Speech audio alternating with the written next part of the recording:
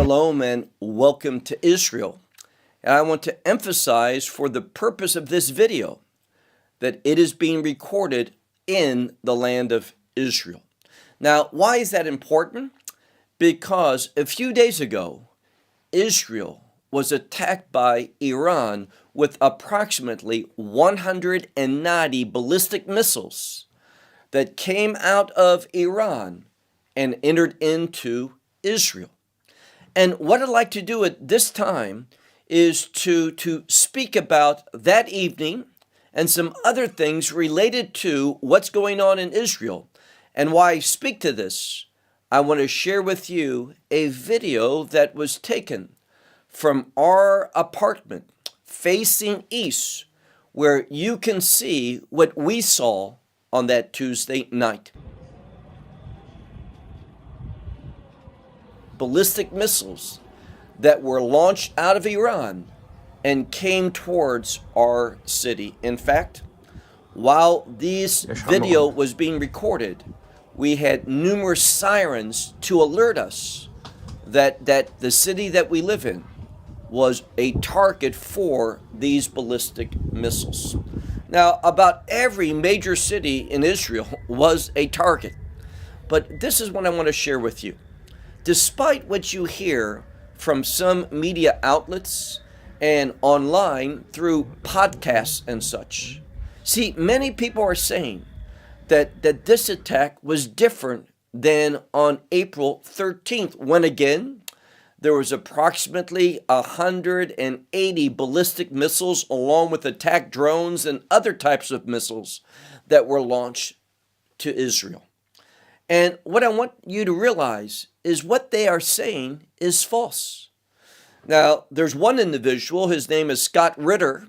He claims to be a former UN weapons inspector. He may very well be, but he is very misinformed and is a very anti-Semitic individual. What he shares is fraudulent. It is false. And why do I say that? Because he says, Iran was very nice in April. They sent some of their older things. But this time, well, it was different. They sent some of their best ballistic missiles. Now, I don't know where he's getting his information, but let me share with you this. On April 13th, that attack was ineffective. Likewise, what we saw this past Tuesday night was very ineffective. What was the outcome of what took place this past Tuesday night? Well, unfortunately, there were 2 Israelis that were lightly injured. And also, there was one Palestinian man from the city of Jericho, and a piece of one of these ballistic missiles that our air defense system knocked out of the sky, a portion of that missile unfortunately fell upon him and killed him instantly. Wow. Yes, it's very sad. Wow. It is a tragedy when any loss of life occurs in the land of Israel. So we are concerned, just like we were for a very young Bedouin girl that was injured on April 13th through shrapnel from that same Israeli air defense system. Unfortunately, she was injured and spent about 4 months in the hospital, but finally was released, and from what we are told, is doing much better, and we give God thanks for that. But what I want to share with you is this. What took place this past Tuesday night did not in any way damage Israel significantly. It was highly ineffective, and the damage was very, very minimal. So all of these critics of Israel saying how successful it was and how it was so different than April 13th, let me just simply say with all sincerity and in honesty, they are providing false information. That is kind of a kind way of saying that they are lying, or at best, they are highly misinformed. What I want to share with you as we move into the second part of this video is something that is extremely troubling to me personally, and I think to most Israelis and most people who want to see terrorists killed. And what is that? Constantly, we hear, in fact, going back almost to the beginning of this conflict, which began on October 7th, we've heard three groups, and let's be very specific: the United Nations, the European Union, and the White House. They all call for a ceasefire. I don't want a ceasefire, and I can say something else. God does not want a ceasefire. Now, how do I know that? I'm certainly not a spokesman for God, but God wants justice. With God, there is always accountability, and therefore Israel needs to be concentrating on doing several things. Number one, killing the terrorists. That is going to bring a deterrence to other terrorists attacking Israel. Also, there is an issue of justice. When people rise up against a group, and I'm speaking about against Israel, killing, and we've seen numerous soldiers put to death.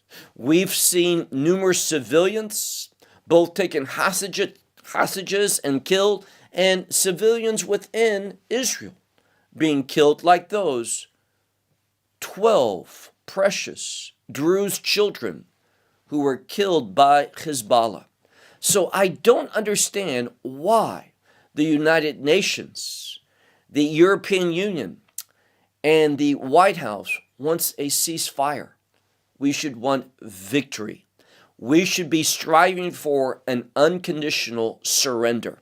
And I think it is tragic and wrong when people say, well, you can't destroy Hamas. Oh, yes, you can. And what we see is that Hamas is practically destroyed. And I personally believe when its leader, Sinwar, who is the leader now after the main leaders were put to death, just like we see Hezbollah in the north, I'm speaking about from Lebanon, attacking Israel every day. But thanks be to God that their leader, Hassan Nasrallah, was assassinated by Israel. And many of those who were in the upper echelon of Hezbollah have also been put to death. And again, if you understand God's justice and what God says is righteous, you will be thankful for that. So I do not understand the continual calls for ceasefire. Let's be very clear about something. October 7th is when this war began. And as I said a few minutes ago, almost immediately, these three agencies, the United Nations, the European Union, and the White House, wanted ceasefire and to bring into Gaza humanitarian supplies. This was a mistake.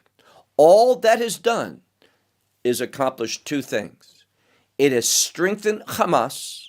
It has caused the civilians not to rise up against Hamas and assist Israel. And it has also prolonged the conflict. No, we should want a quick end to the war. And humanitarian aid does just the opposite. And what does it do? Well, it raises the prices of food there because it is prevalent in Gaza. These individuals that talk about a humanitarian crisis are liars. There is no humanitarian crisis because of a lack of food in Gaza. That's simply not the case. So let me say very clearly, there should be no ceasefire, not in Gaza until our hostages are returned and the leadership of Hamas is handed over for justice. And then next, I would like to say, why is it when Israel warned Hezbollah time and time again, stop the rockets into northern Israel, or we are going to enter into southern Lebanon? And what happens when Israel finally goes through and enters into southern Lebanon? Again, President Biden of the United States says that this ground offensive needs to stop, and I quote, "It needs to stop now." I'm sorry, but when I hear the United Nations, the European Union, and the White House calling for Israel to stop, I can only conclude one thing. This is not to the benefit of Israel's position. It doesn't assist us in accomplishing our objectives in war. What does it do?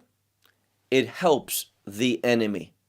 And it's very, very disappointing to myself, I think to many fair-minded Israelis, that constantly, when Israel's having success, we hear from the White House in particular that our success needs to stop. This is wrong. In fact, let me conclude with this. I would say to you that it's downright evil. We should want to exterminate evil. And if you don't think that Hamas and Hezbollah and Iran and the Houthis in Yemen and the militias that are loyal to Iran in Syria and Iraq and other places, if you don't think they're evil, well, we have a major disagreement between what I think and what you think. So again, may God be glorified. May He defend Israel, and may there be total victory against evil in this current battle that's taking place between Hamas, Hezbollah, Iran, and their proxies, and the nation of Israel. I'll close with that. Thank you for watching.